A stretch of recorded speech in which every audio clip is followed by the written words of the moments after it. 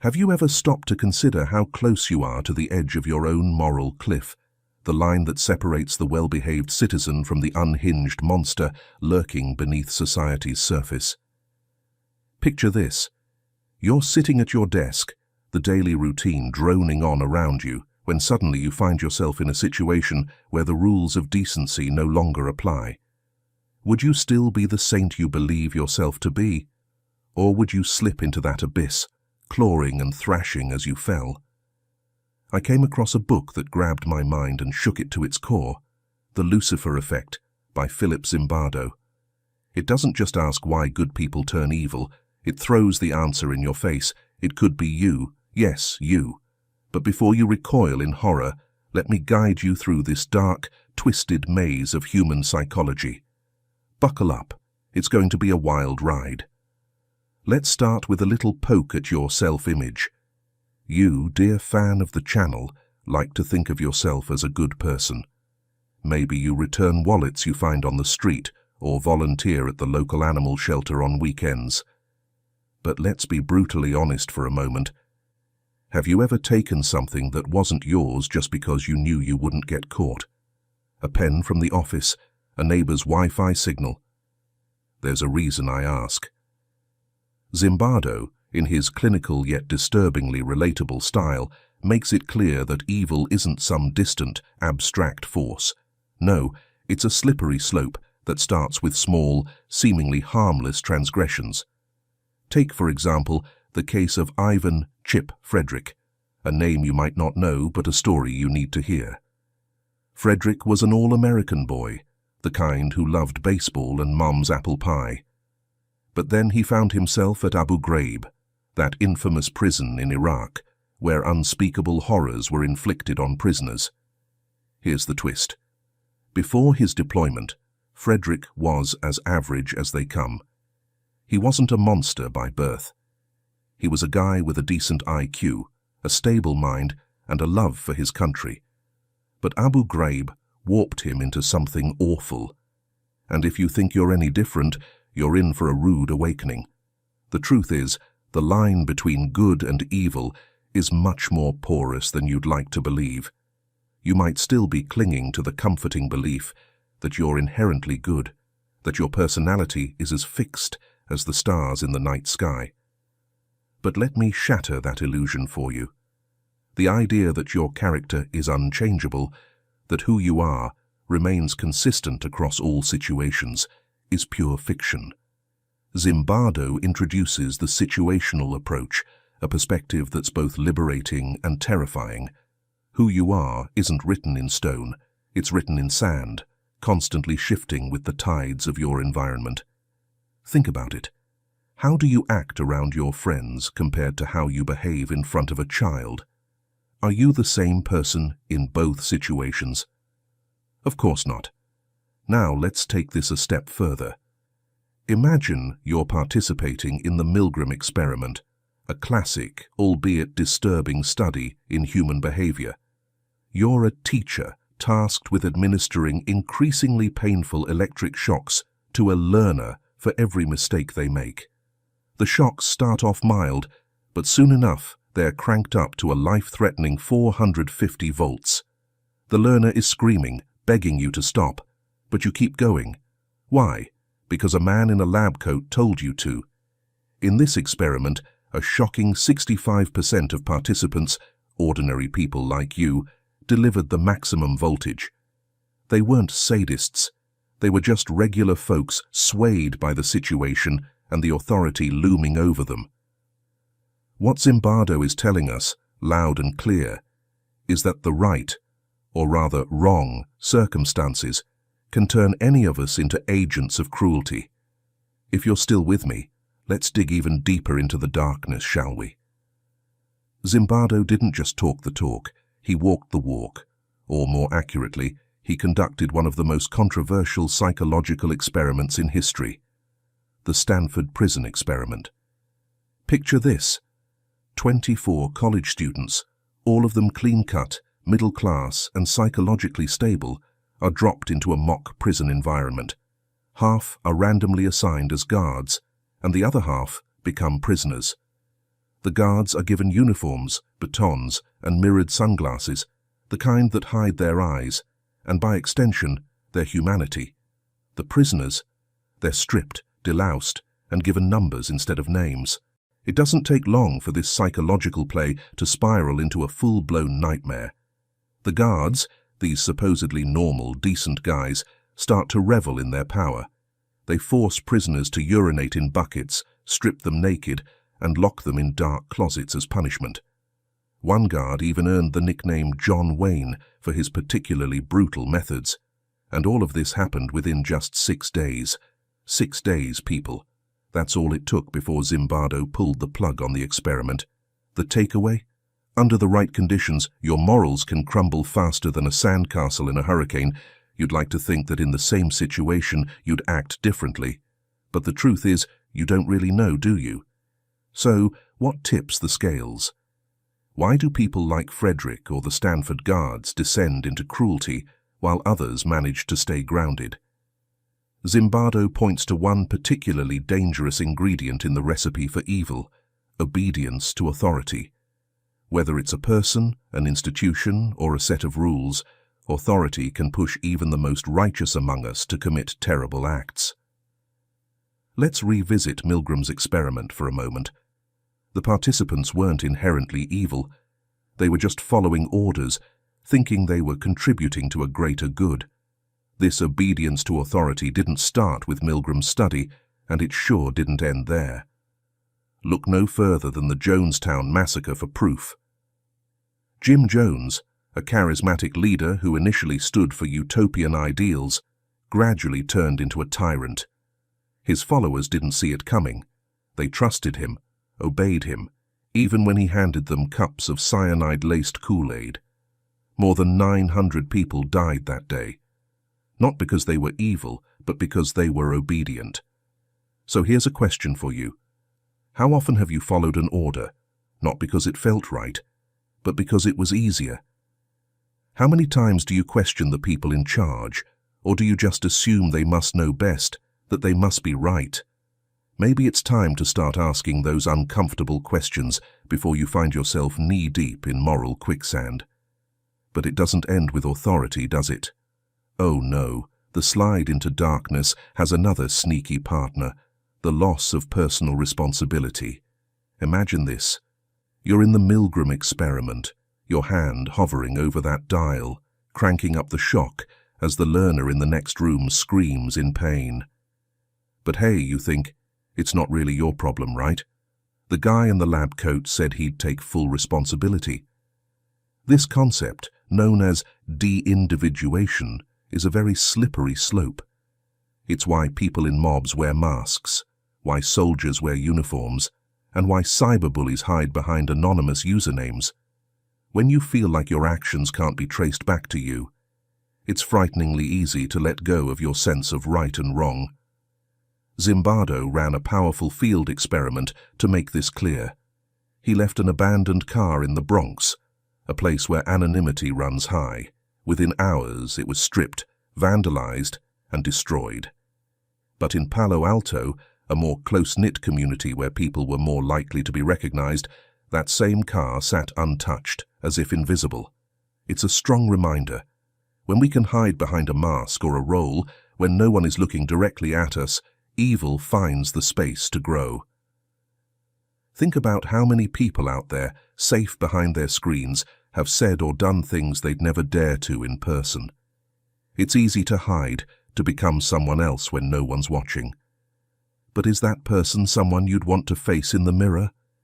And then there's dehumanization, the final nail in the coffin of empathy. How do you get someone to commit terrible acts against others? Easy. Make them believe those others aren't really human. It's a psychological trick that has fueled some of history's darkest moments. Zimbardo references a study by Albert Bandura at Stanford, where students overseeing another group were influenced by hearing them labeled with dehumanizing words like animals and savages. Not surprisingly, those labeled this way received much harsher punishments than those described as thoughtful and understanding. This same twisted logic was at play during events like the rape of Nanking, where Japanese soldiers viewed Chinese civilians as less than human and committed unspeakable acts.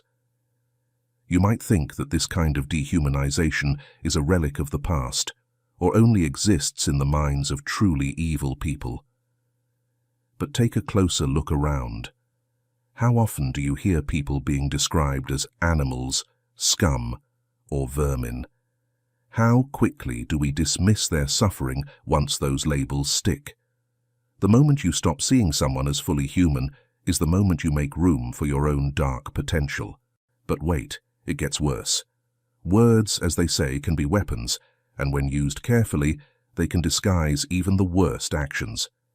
This is where euphemistic language comes in, using slick, sanitized words to turn torture into enhanced interrogation or genocide into ethnic cleansing. It's like sweeping blood under a fancy rug. Zimbardo digs into how this softened language and powerful ideologies can make horrible actions seem justifiable, even noble. Take the Milgram experiment again. The participants were told they were contributing to science, helping to improve memory. But in reality, they were causing real pain. The story they believed was that they were doing something important, something necessary. Fast forward to recent history, and you see the same strategy. The US invasion of Iraq and the torture at Abu Ghraib weren't described as atrocities. They were sold as necessary actions in the war on terror. Soldiers believed they were doing the right thing, even while committing acts that the world would later condemn. It's a grim reminder. When the words are twisted and the story sounds noble, evil can easily hide beneath the surface. So next time you hear someone using pretty words to make something ugly sound acceptable, ask yourself, what's really happening behind that polished speech? But don't lose hope just yet. If Zimbardo's journey into the dark side of human nature teaches us anything, it's that you still have a choice. You might be walking a tightrope over a dark pit, but that doesn't mean you have to fall in. Yes, the potential for evil is within you, but so is the potential for heroism. What does it take to resist the pull toward darkness, to stand firm when the world around you starts to slide? The answer is personal accountability. It's about owning your choices, even when the situation makes it easy to hide behind a role or a command. Remember the Milgram experiment? Some people refused to keep going even when pressured. They chose to walk away. They weren't superhuman. They just took responsibility for their actions when it would have been easier not to. It's a reminder that resisting isn't something you're born with. It's something you choose, moment by moment. But here's the hard part. You have to stay alert. You have to be willing to stand up, even when it's awkward, even when others stay silent. And that, my friends, is what separates the potential hero from the potential villain. So how do you resist the power of authority when it tries to push you in the wrong direction? The answer sounds simple, but it's anything but. Question authority. That's right. Question everything. Just because someone wears a badge, holds a title, or talks with confidence doesn't make them right. Zimbardo's research shows again and again that unchecked authority can lead good people to do bad things. It's easy to think those in power must have our best interests at heart. But history is full of examples where following orders led to disaster, from the obedience in the Milgram experiment to the blind following that led to the Jonestown tragedy. The lesson is clear. Authority, when left unchallenged, can be dangerous. But you're not powerless. You have a voice. You can say no, walk away, and push back. Sometimes that's all it takes to keep yourself from slipping into darkness. So, next time someone tells you to do something that doesn't sit right, pause, think, trust your instincts. It could be the difference between being a follower and being a hero. Let's talk about heroes, because even in all this talk about evil, there's another side to the story, those who act bravely while everyone else is paralyzed by fear. Zimbardo doesn't leave us with just the dark stuff. He shows us a way forward, a path to doing good, And it starts with action. What makes a hero? It's not super strength or endless confidence. It's the willingness to act while others hesitate. Think of Wesley Autry, the subway hero in New York. When a man had a seizure and fell onto the subway tracks, Autry didn't wait for someone else to step up. He jumped onto the tracks, pushed the man into a space between the rails, and shielded him as the train rolled overhead. While others stood frozen, he risked his life to save a stranger. That's what heroism is all about, not grand gestures, but simple, decisive actions. Zimbardo's message is clear. Heroism isn't just for the extraordinary. It's a choice that anyone can make, day by day. And this brings us to Zimbardo's hard-hitting truth. All of us, you and me, carry the seeds of both good and evil. We can be heroes or villains, depending on our choices and our circumstances. The choice between these two isn't something you make just once.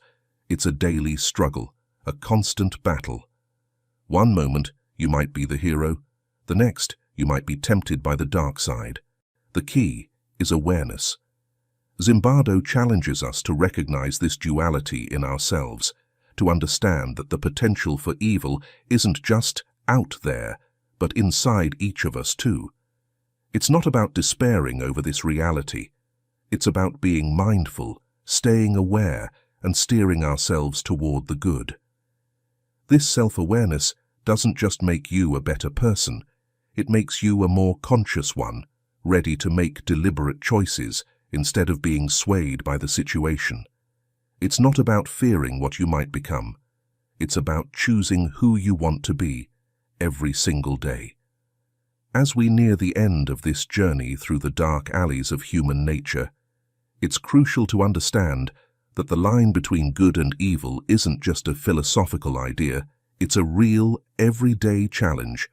Zimbardo's work reminds us that this line can blur and shift, depending on the choices we make and the situations we find ourselves in. But here's the twist. Understanding this gives you an edge that many don't have.